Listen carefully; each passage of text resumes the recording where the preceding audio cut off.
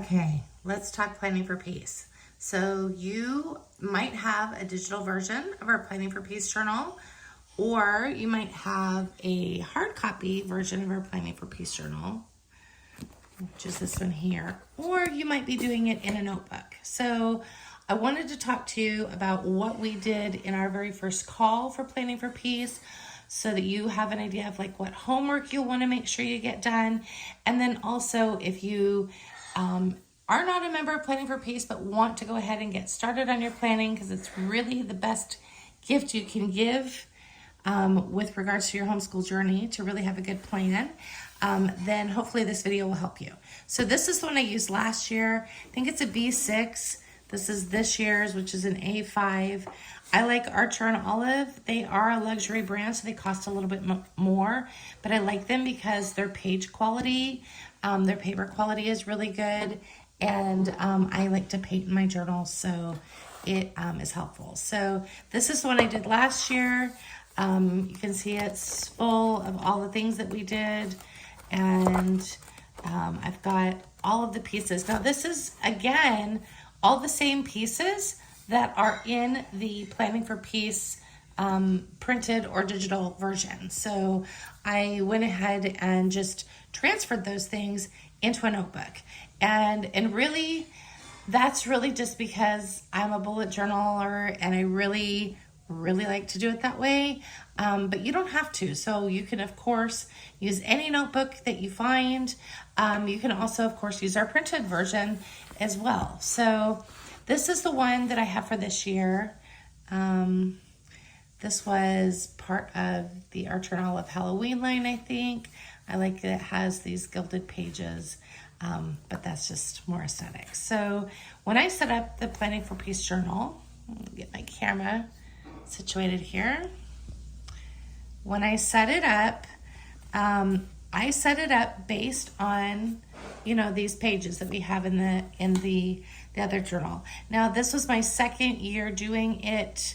I mean, I used to do that, of course. I used to always do it in a notebook, and sometimes I did it online. You know, I used an online program every now and again, but this is my second year doing it in a bullet journal. So there were some things that I chose to not put in it this year because I didn't use them a lot last year. Some of the things, so if you're familiar with Planning for Peace, like I don't use the habit tracker pages.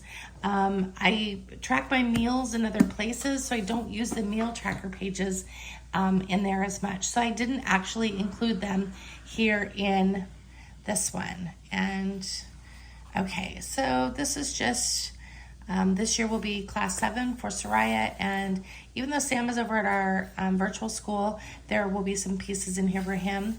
I will put an index over here on the side. I just have not gotten that far yet. So, you know, we've got all of the typical things that are in our Planning for Peace journal. And if you are not one of our members and you've not seen the Planning for Peace journal, you know, these are just things that I like to track. And I do this every single year. I've done it every single year for about almost 20 years. And it has developed more and more as time has gone on. But, you know, even if you're not choosing to use our journal, this would be a good place to start. So I always ask myself, I always remind myself, why am I homeschooling? Why am I homeschooling this child? Why am I homeschooling this child? And then I am looking at my confidence with homeschooling.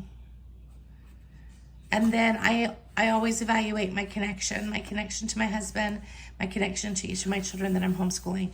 Now, of course, when I had all 5 children at home, I was, you know, evaluating all of them at the same time. So this part takes a hot minute, and this is something that you'll want to do before you attend our call in June, which is when we'll really start diving into the blocks and things like that. But these are the pieces that I think are really important to sort of set up as you're closing one school year and getting ready to open the next school year. Okay.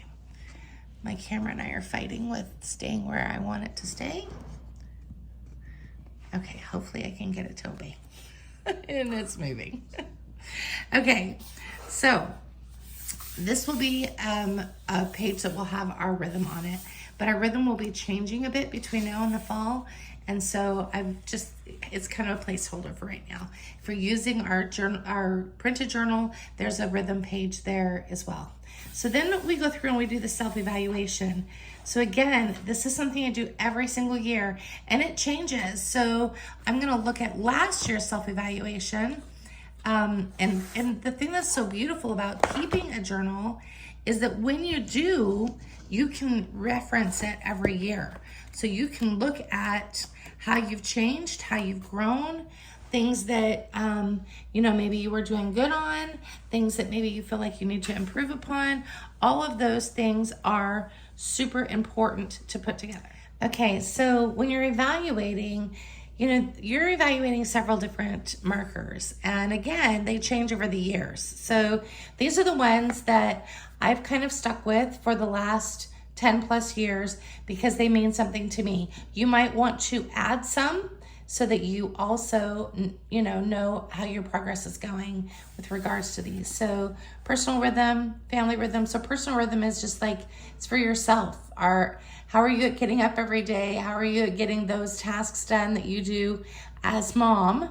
So it's evaluating that. And really, I think the important thing to remember as we're doing this, you are just looking at data. Do not get emotionally attached to, oh no, I wish I could have done better, or I don't want you to worry about that. So, because again, we're just looking at it as data because then you know where to go from here. So personal rhythm, family rhythm, how are you doing holding the space, personal growth, confidence, physical health, planning, main lessons, drawing, handwork, painting, music, relationship with source, God, source, whatever name you put on that, relationship with your partner, relationship with your children.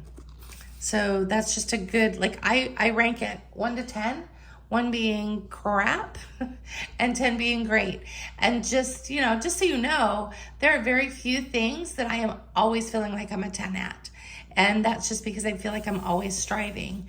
So, okay, so there's that page. Again, you want to have this done before the next section. And then this is a goals section. I like to have my goals in several places. So I actually have a journal that's just for my own personal goals and manifesting. But this is a good place to sort of really brainstorm them. I usually do 1 to 3 goals. And then I also try to think about what's an end date, because otherwise it's just a wish if we don't have an end date on it. So I like to think of personal growth goals, inner work goals, and sometimes those overlap. Physical health goals, family goals, homeschool goals, relationship, again, with source or God, relationship with partner, relationship with children, and then your top 5 goals that you're working on. And it's definitely important to have, again, some markers. Also, you'll see I am a little obsessed with window stars. So I decorated my journal a lot with window stars. And when I started, that was a really good idea. And then I had a lot of window stars to paint. So that took me some time. This is a page for a family mission statement, and I haven't filled it out yet. Our family mission statement tends to say about the same, but our children are growing. We have one that's going to be a senior in high school, one that just turned 13 and is a teenager. And so some of our things are going to be changing a little bit. So this will be where I'll brainstorm and then we'll put our final mission statement in here. This is just like a temperament check-in. I like to sort of think about where we all are, since balance is our goal. I'm definitely looking at myself and at my children.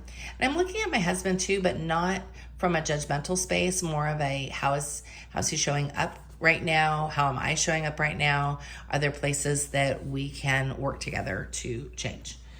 Okay, and then this is an evaluation space. So this would be the first evaluation that I do. So the one at the beginning of the school year.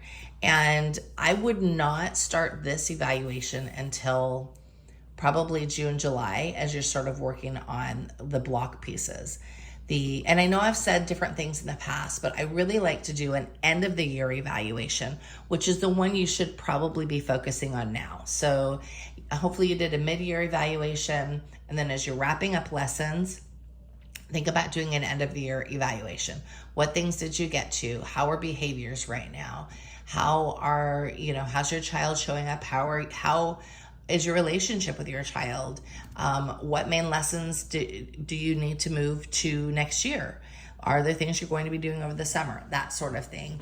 That is something that I definitely track. So this is my mid-year evaluation. I also evaluate the teacher mid-year. What's going well? How am I doing it holding the rhythm? And then, like I said, I'll do an end of the year eval, which of course I will be doing in this journal for the end of this school year. Okay, so then I have our year at a glance, and that was another piece of homework. So your homework between now and the June Planning for Peace call is to start to populate this. Now, you want to make sure you leave plenty of room, because that's where you'll also be writing what lesson blocks you'll be doing, just so that you have a good overall year at a glance. But you're going to want to put birthdays in here, anniversaries in here. I was going to show you mine from last year. I've got our main lesson blocks in pencil. This was last year. I had a hospitalization, so some things had to shift around a little bit. But you'll see I've got our birthdays in here. And the reason why I do that is because I want to keep that in mind as I'm planning. When we lived closer to the ocean and we were at the tide pools often, I also had the high and low tide in there, so that I knew when I knew we would want to bug off and go play in the water versus do lessons. So you'll want to keep that in mind sort of as you're working here. And then these are the block pages, and we'll start those in the next in the next Planning for Peace call, where we'll start to talk about populating these pages. So one side will have the overall block plan, and then I like to break this down into 4-week segments, and of course you can do more weeks than that if necessary. And so we've got all of those block pages, and then I have a page for my own personal festival planning, and I actually put washi tape on these so that when it's closed, it's easy for me to hop to that page. And then I like to lay out the months. I don't use this as a daily family planner. I don't use it like that at all. This is really just so that I can see what's going on, and I'll show you the one I have from this year. It shows sort of what we're doing for the months.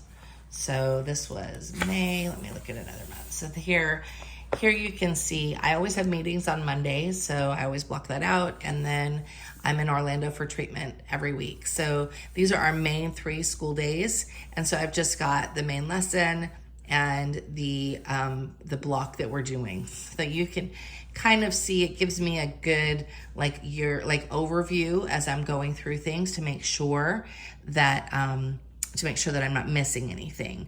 Also, I've got my daughter's birthday there, and when we have family here, it's there. But I also like to keep track of some other things here. So any skills that I'm working on with my child. And of course, if you've got more than one child here, you'll have them all listed out. My daughter is obsessed with crochet right now, which is super funny. She wasn't obsessed with it in 3rd grade. She's obsessed with it now. And then books that we're working on. And then if you need to calculate the number of school days, I kind of put a spot on here too. I usually don't do that until the end. That's just Melissa. Also, I will put any goals that I have. We're having some fun time getting her to take ownership over her bedtime responsibilities, and just early teen stuff. So I put those things there as well. So you'll see that, as I go through, I have all the months are like that. I've laid them all out. This is not great. I'm sorry. So that is what I do on those pages. And so these don't get populated. I'll definitely put the dates in there because right now it's just completely blank, but they don't get populated until I get closer in my planning. So these will probably get populated midsummer. so that once I've got my handle on what the first blocks are that we're doing, and then, you know, what we're sort of doing for the first half of the year. So my aim with my summer planning is to get at least through December, and then I usually do the rest of the planning either at the end of November or over that December break. And then we have, you know, the rest of the months. So those are our monthlies. And then of course I've just got a two pages for each week. And I just did that rather than having defined Monday, Tuesday, Wednesday kind of thing, just because some weeks we are doing Tuesday, Wednesday, Thursday. Some weeks we're doing Monday, Tuesday, Wednesday. So rather than having them all laid out in the beginning, I just did that. So, and there's plenty of room in here for all of the weeks. And then also room, because I think I did 34 weeks. And then there's room for me to put plenty of notes from things that I will be researching for her this year. So hopefully that's helpful, and you can see how it's easy to make a planning for Peace Journal on your own. And, you know, I hope you'll join us at our next call. Our next call, which is June 22nd. And it is June 22nd at 7 a.m. Pacific time. And that's when we'll get together and we'll start populating those blocks. So that's your homework for now. For now, you're really just working on those front-end evaluation pieces and sort of looking at your year at a glance and start to populate those things. So I hope you'll join us.